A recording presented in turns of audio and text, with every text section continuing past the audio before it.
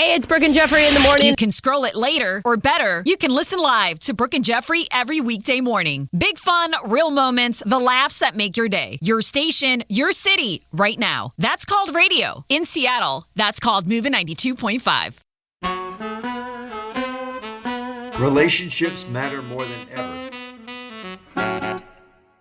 I was reminded this week, forcefully and unexpectedly, just how central relationships are to our lives.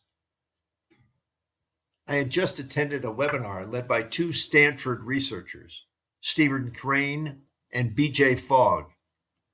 On the surface, it was a practical workshop about strengthening relationships. But underneath that, it felt like something more urgent, almost a response to the moment we are living in. Crane opened the webinar by sharing findings from a recent report he authored entitled Social Connection in America 2025 Survey Report. The data reinforce something many of us intuitively feel, but don't always name. Social connection is tightly linked not only to emotional well-being, but to physical health, resilience, and longevity. This is not a soft issue. It's a consequential one. And this is a moment. We are surrounded by horror, confusion, anger, division, and uncertainty, locally, nationally, and internationally. Many people I know feel unmoored, anxious about the future, unsettled by the present, unsure who or what to trust. In times like these, it's tempting to retreat, to pull inward, to disengage. Yet the message from the webinar and from a growing body of research is exactly the opposite. This is the time to lean into relationships, not away from them. Maybe it's helpful to look back here a little bit to May of 2024, when I wrote a blog and did a podcast about loneliness after reading the U.S. Surgeon General's report entitled Our Epidemic of Loneliness and Isolation. What struck me then, and still does, was the data. Loneliness is not just uncomfortable, it's dangerous.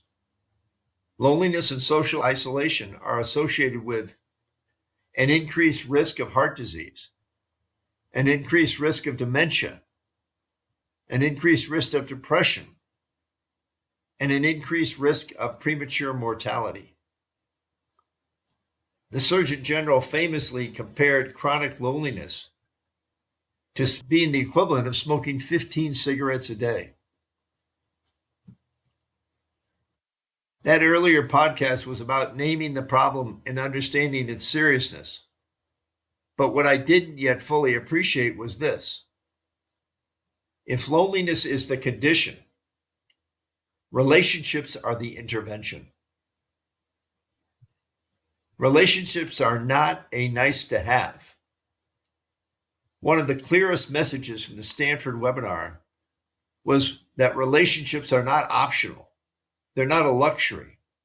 They're not something we get around to once everything else is taken care of. Strong relationships are as essential to our health and longevity as exercise and nutrition. They protect us emotionally. They support us physically.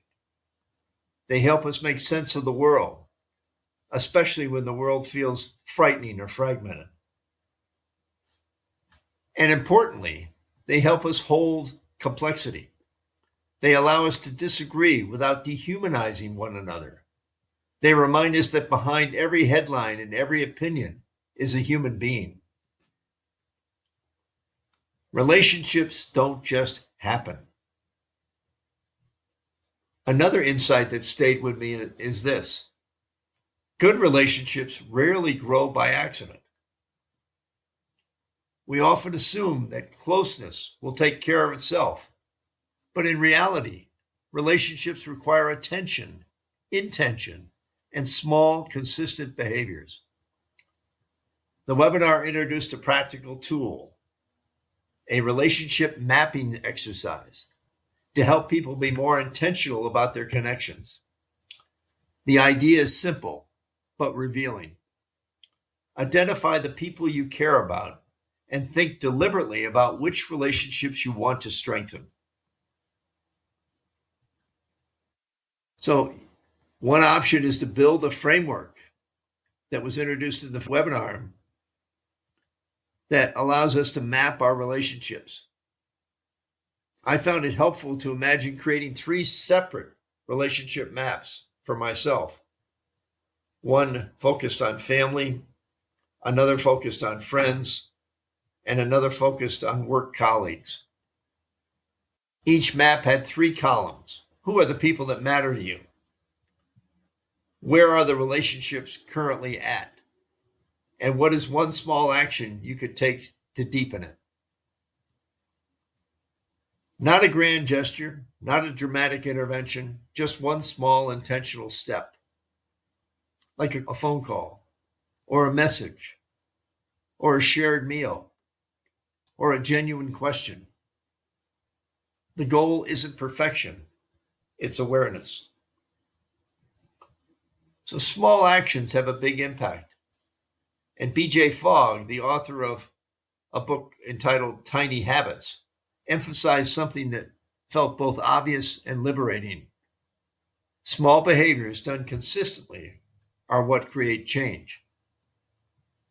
And this applies to relationships as much as anything else, like a brief weekly check-in, or like expressing appreciation more often, or listening without fixing, or showing up when it would be easier not to. These actions may seem modest, but over time they compound. They create trust. They build resilience. They remind us that we are not alone. And why does this all matter right now?